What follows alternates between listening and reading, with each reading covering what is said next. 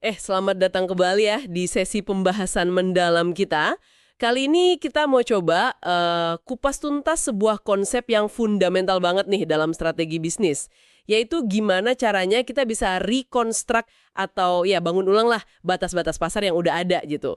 Nah, sumber kita kali ini bab 3 yang Anda bagikan yang outline prinsip pertama dari strategi Samudra Biru. Intinya segini, kalau mau break free dari persaingan yang ketat banget, yang udah berdarah-darah itu, dan mau create Samudra Biru, maksudnya ruang pasar baru yang belum ada pesaingnya, nah perusahaan itu harus berani rebuild cara pandang lama soal batas-batas pasar.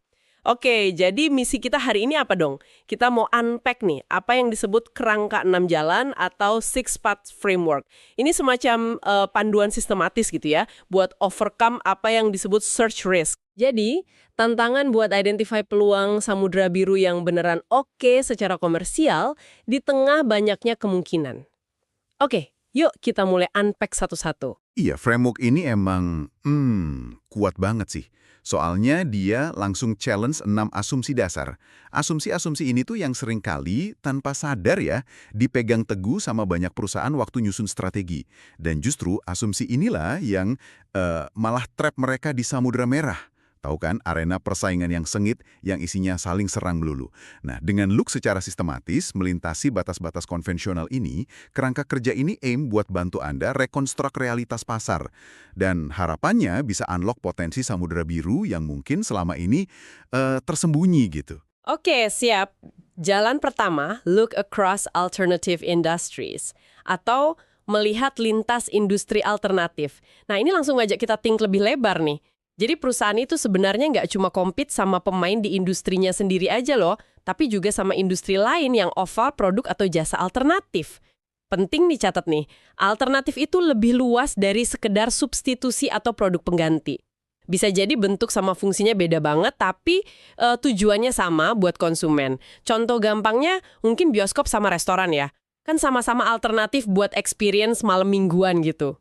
Peluang tuh sering banget hide di ruang antara industri-industri alternatif kayak gini. Betul banget. Contoh klasik yang jelas banget ngegambarin ini tuh NetJets. Mereka look pada dua alternatif utama buat para corporate travelers kelas atas waktu itu. Pilihan pertama, ya fly pakai kelas bisnis atau utama maskapai komersial biasa. Pilihan kedua, perusahaannya buy pesawat jet pribadi sendiri. Nah, ini kan mahal banget ya. NetJets itu create Samudra Birunya dengan cara nge-combine keunggulan dari dua alternatif tadi. Mereka offer kenyamanan sama kecepatan jet pribadi, jadi hemat waktu, bisa akses bandara lebih banyak, nggak pakai antre. Tapi, nah ini kuncinya, biaya variabel sama biaya tetapnya jauh lebih rendah. Malah mendekati biaya commercial travel. Caranya gimana? Mereka sell apa yang disebut pecahan kepemilikan jet. Jadi, pelanggan bisa get kemudahan sama prestis jet pribadi dengan harga yang comparable lah sama tiket kelas bisnis yang sering mereka beli. Ini benar-benar create pasar baru yang gede banget, yang sebelumnya nggak kepikiran sama sekali. Wah, menarik banget ya cara mereka nemuin celah di antara dua pilihan yang udah ada itu. Ini bukan cuma produk baru ya berarti ya, tapi model bisnis baru sama sekali.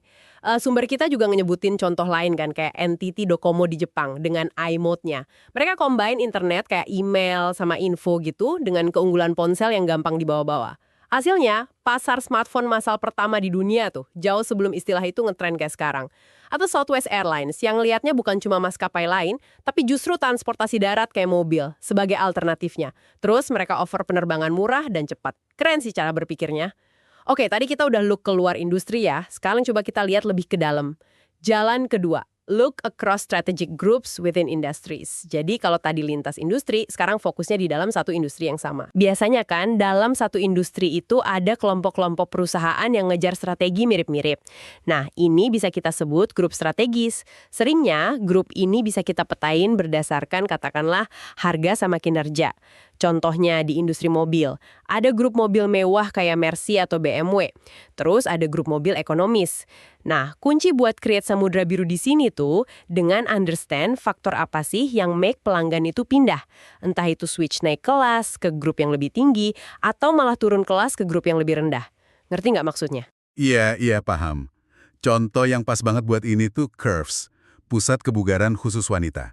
Mereka ngamatin ada dua grup strategis utama nih di pasar kebugaran waktu itu.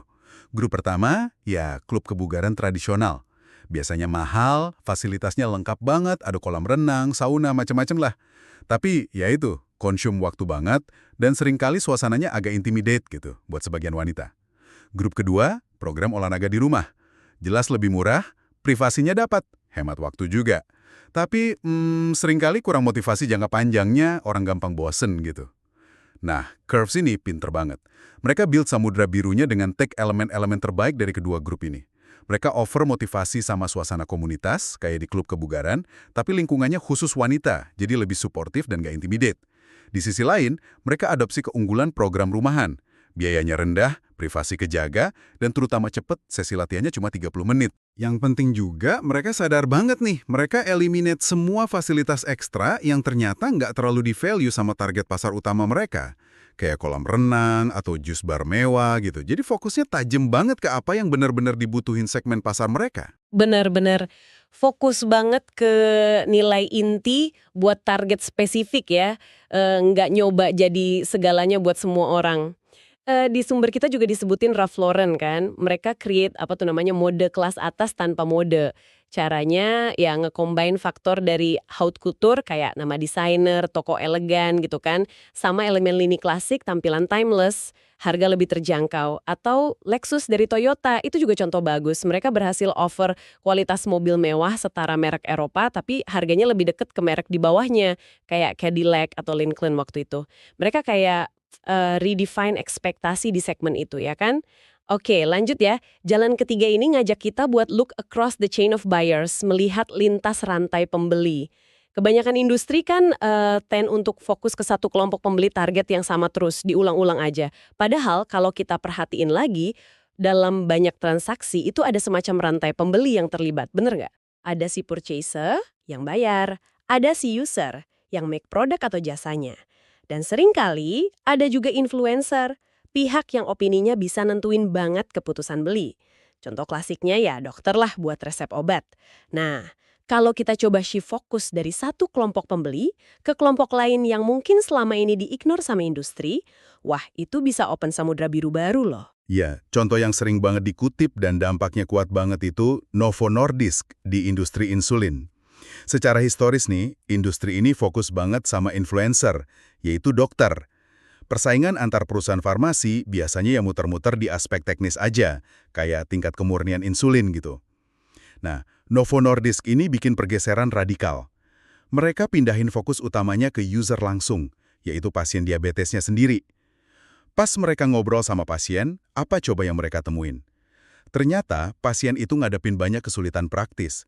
Bahkan ada stigma sosial juga pas harus pakai jarum suntik sama botol insulin tradisional. Apalagi di tempat umum kan? Penemuan ini yang akhirnya lead ke inovasi brilian. Penciptaan NovoPen. Ini alat suntik insulin yang user-friendly banget, bentuknya kayak pulpen biasa. Jadi, ya eliminate banyak kerumitan sama rasa malu yang dirasain pasien. Inovasi ini bukan cuma produk baru loh, tapi benar-benar transform Novo Nordisk dari sekedar produsen insulin jadi perusahaan perawatan diabetes yang menyeluruh. Inovasi ini bukan cuma produk baru loh, tapi benar-benar transform Novo Nordisk dari sekedar produsen insulin jadi perusahaan perawatan diabetes yang menyeluruh. Wah, luar biasa ya. Cuma geser fokus dari dokter ke pasien aja bisa micu inovasi segede itu. Ini nunjukin pentingnya kita benar-benar understand siapa aja sih yang terlibat dalam keputusan beli. Contoh lain yang disebut juga kan Bloomberg di industri terminal data keuangan. Sebelum Bloomberg, vendor lain biasanya fokus ke purchaser, yaitu manajer TI di perusahaan keuangan. Bloomberg malah desain terminal mereka dengan mikirin kebutuhan user langsung, para trader sama analis keuangan. Mereka bikin terminal yang gampang dipakai sama pengguna akhir ini, lengkap pakai keyboard khusus, data real-time terintegrasi. Akhirnya, Ya, produk mereka disukain banget sama user yang terus neken manajer TI buat beli.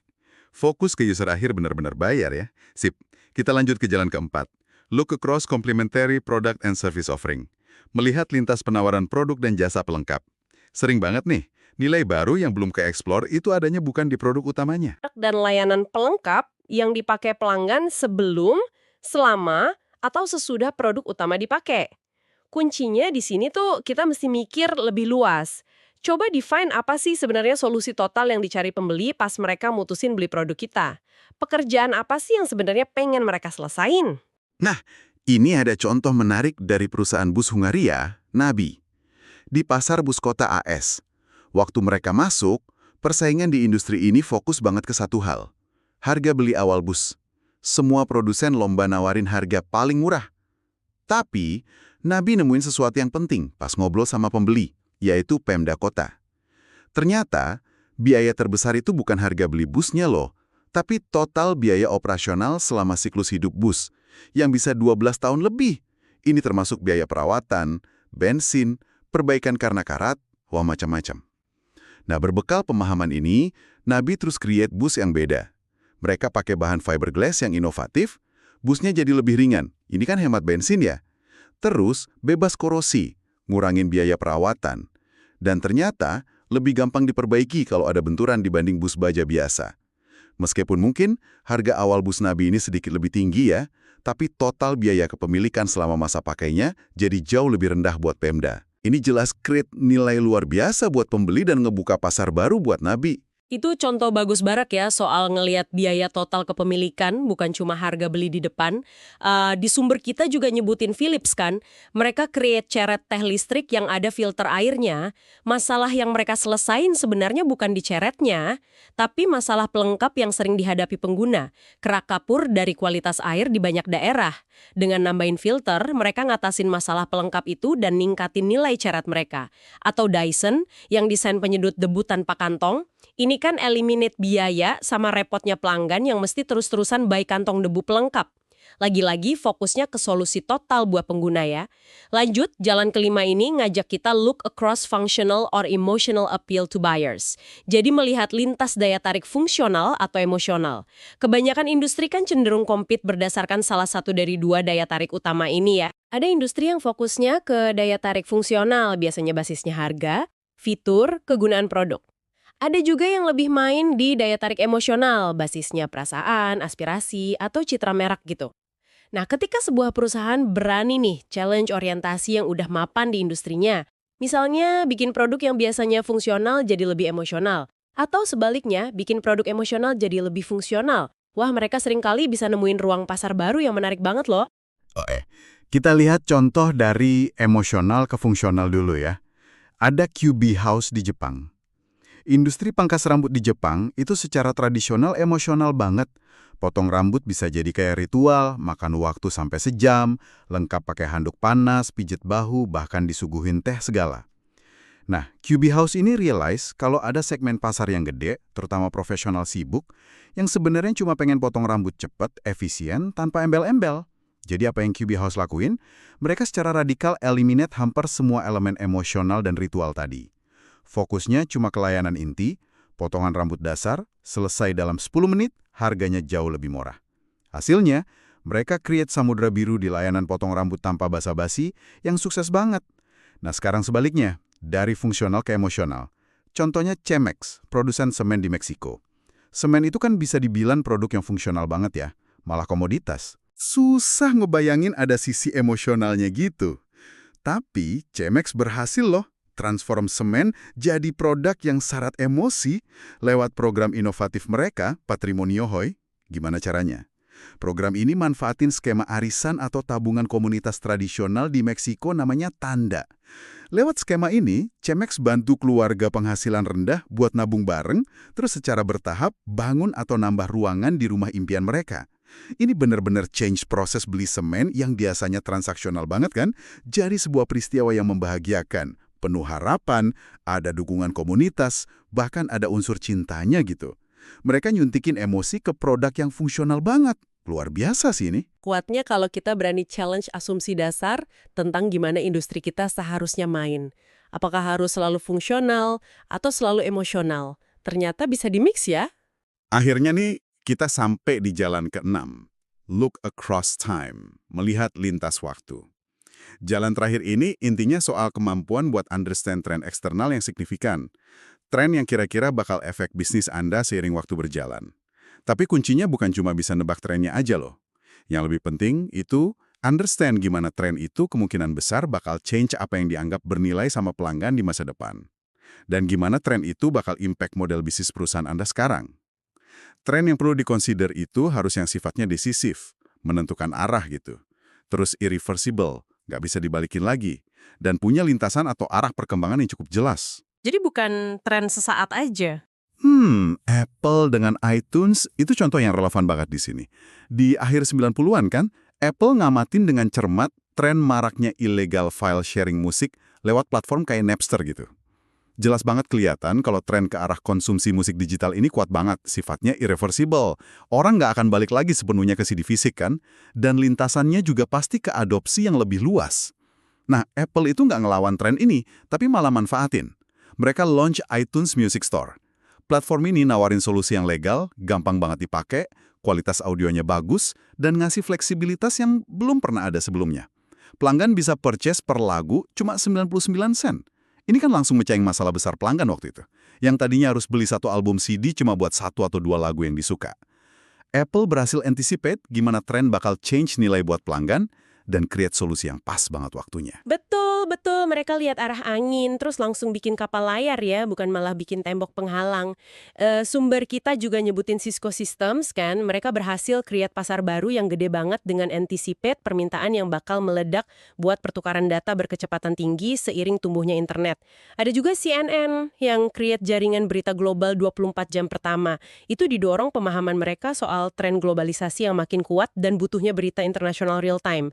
Kuncinya memang ngelihat tren dan paham implikasinya ke nilai pelanggan ya. Nah, ke-6 jalan yang udah kita diskusikan ini, kalau di-apply secara sistematis ya, ini memungkinkan para manajer, para pemimpin bisnis, buat terlibat dalam proses yang terstruktur gitu. Untuk apa? Ya untuk reconstruct realitas pasar mereka. Tujuannya jelas banget, supaya bisa free dari persaingan langsung yang capek banget di Samudra Merah itu, dan bisa create Samudra Biru.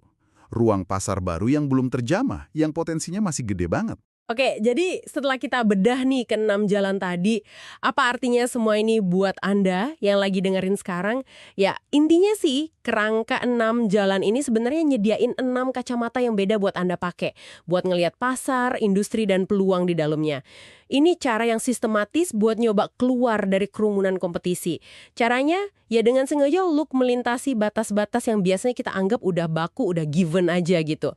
Batas-batas itu apa aja? Ya tadi, lintas industri alternatif, lintas grup strategis di dalam industri, lintas rantai pembeli yang terlibat, terus lintas produk dan jasa pelengkap, lintas daya tarik fungsional versus emosional, dan terakhir lintas waktu dengan perhatiin tren-tren kunci. Iya, dan yang menarik di sini tuh, kerangka ini bukan cuma teori akademis yang jelimat loh. Ini tuh alat berpikir yang praktis banget. Bisa Anda use mulai hari ini buat secara aktif challenge asumsi-asumsi fundamental. Asumsi yang mungkin udah lama banget berlaku di industri Anda tanpa pernah dipertanyakan lagi. Kerangka ini dorong Anda buat think secara beda tentang di mana sih sebenarnya peluang buat create nilai baru buat pelanggan. Itu mungkin lie.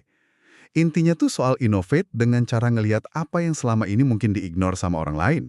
Dan ini raise sebuah pertanyaan penting nih, mungkin agak provokatif ya, buat Anda renungkan nanti setelah ini. Pertanyaannya, batas-batas mana sih dalam industri atau bidang kerja Anda yang selama ini Anda terima gitu aja, sebagai sesuatu yang ya emang udah begitu? Dan kira-kira apa yang mungkin terjadi? Peluang baru apa yang mungkin emerge? Kalau Anda mulai secara sadar challenge batas-batas itu dan coba buat reconstruct dengan cara yang beda, coba deh pikirin soal itu. Oke, terima kasih banyak sudah bergabung dalam eksplorasi mendalam kita kali ini tentang kerangka 6 jalan. Semoga kerangka ini bisa spark beberapa ide baru yang seger dan bermanfaat buat Anda ya. Sampai jumpa di pembahasan kita berikutnya.